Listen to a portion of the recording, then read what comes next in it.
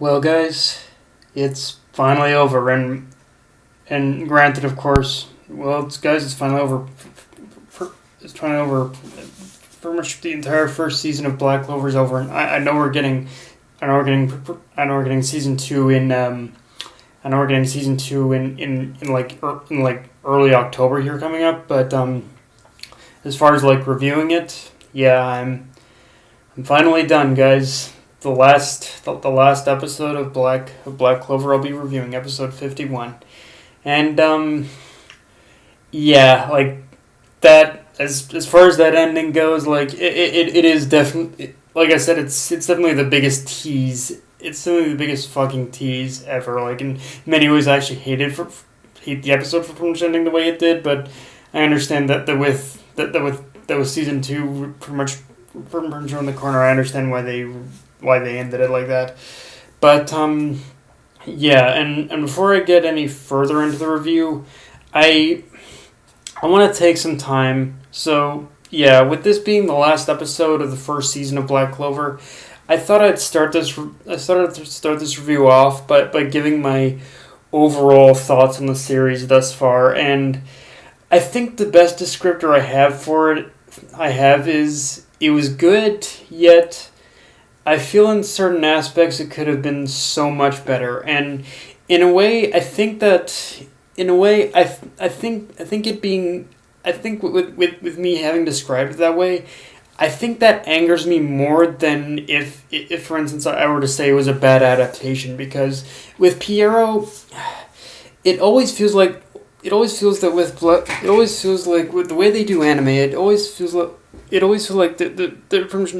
really never they're never really grasping onto the full potential of what they could achieve as an animation studio, and for one reason or another, they just keep rinse and repeating pretty much the exact same thing that they've done for years. And don't get me wrong, I still love like the first Naruto anime and Yu Yu Hakusho, but it's beyond that the point of when those animes were made, where it really seems like Piero has developed a quality versus a quantity over quality mentality. Like it really just kind of and it really shows. And I'll admit that Black Clover is definitely is better than like say than say fucking. I mean, look, Black Clover is definitely better than, let's say, like how Piero adapted Tokyo Ghoul, but yeah, it's definitely it's really starting to show as to what Piero values in terms of how the in terms of how they make anime. To be honest with you, and if you like this adaptation, you don't have to worry. I'm not saying you're wrong. I'm not saying you're pretty much wrong for pretty much liking it. You can like it as much as you want. And there were some, and I will say for me personally, like it wasn't a total wash either. Like there were some amazing moments in the entirety of this season that I really enjoyed. But in terms of like the moments that were just okay, but the moments that were just okay, the moments that were just okay, it kind of outweighed the amazing stuff. So yeah, like I said, I'm not gonna tell you whether or not to enjoy it. You can enjoy it all you want, but yeah, for me it was like it was basically just pretty much me watching. It was like it was just an okay adaptation overall for me, and and actually if I will. If you don't mind, I am willing to offer a recommendation to anyone of how to approach this series. To be honest with you, in what anyone who's looking to watch the anime, here's my recommendation to you.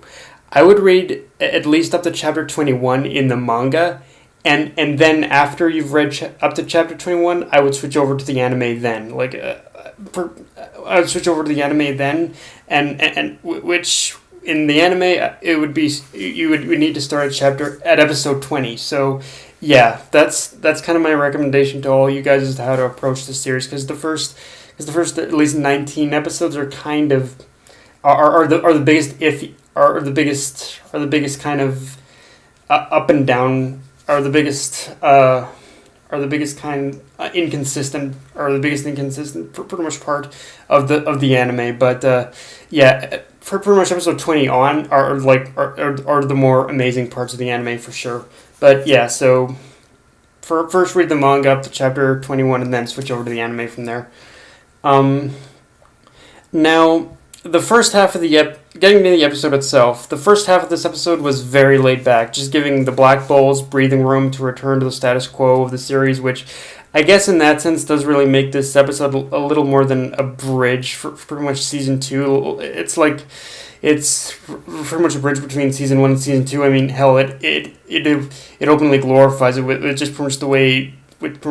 Just the way that pretty much the episode ended. Like I said, it ended on such a cliffhanger that like, okay, I guess we gotta watch season 2 now. But one thing I will say I enjoyed is how we definitely got a little deeper into Yami and Julius's backstory and how the latter was actually constantly questioned by every single one of his followers in regards to all the decisions that Julius was making in terms of Yami, but it didn't matter as to what his followers said. For what in the end, it looks like Julius just kind of pressed forward, and he just shrugged. Julius just kind of shrugged all them off because he respected his friendship with Yami that much. Yet at the same time, I'm sure that there was a lot more to the decisions that Julius pretty much made with Yami than we were even shown. Like, I'm sure there's more to Yami and Julius's like whole friendship and backstory that we're not even seeing yet. So, yeah.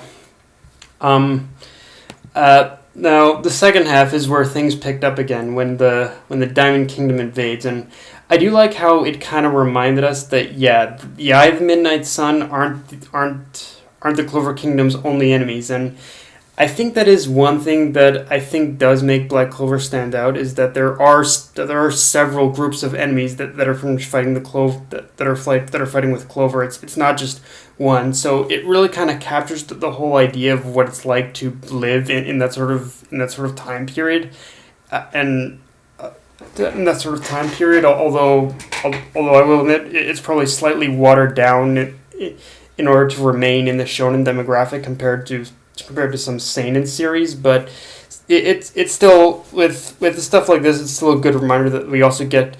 It still is a good reminder that since Clover Kingdom is like a kingdom in like this in this time period, it's there are always going to be like other forces who basically want to raid and kind of want to raid, pillage, and even kind of and basically take over the Clover Kingdom in order to expand their lands. So yeah, it's good in that sense. And I liked how that was also reinforced with the whole exposition of hearing that the Silver Eagles were basically fighting another kingdom while pretty much all of this was all this main fight was going on. So there's that too. And the greatest part of this episode for me was that Asta was completely sidelined for Yuno to step into the fight, and it was completely sidelined for Yuno to step into the spotlight. And don't get me wrong, I like both characters equally, but I think for me it's one of those things where in a situation where one ends up getting extended period of screen time over the other, I want to know what the other protagonist is we're not focusing on is doing. So it just so happens that more often than not it happens to be Yuno. Although, if memory of reading the manga pretty much serves me correctly, and depending on how season 2 is adapted, I believe we are going to start getting a little more like balanced screen time, but pretty much between both Yuno and Asta. So I think we're going to get a little more balanced screen time, but pretty much between the two of them from this point on. So I guess that's something to look forward to. But yeah, guys, that's my final review of Black Clover episode 51. Again, it's a lot like watching Black Clover. It was a lot like watching like I think a little bit of Naruto Shippuden a bit in a way, because it was good. But it could have been so much better. It really could have been, especially in that first chunk for sure. I will admit. But yeah, guys, that's pretty much all I've got. If you enjoyed the video, like, comment, subscribe, follow me on Twitter, Facebook, AnyList, or Crunchyroll. Death Knight of Anime, signing off. Later, guys.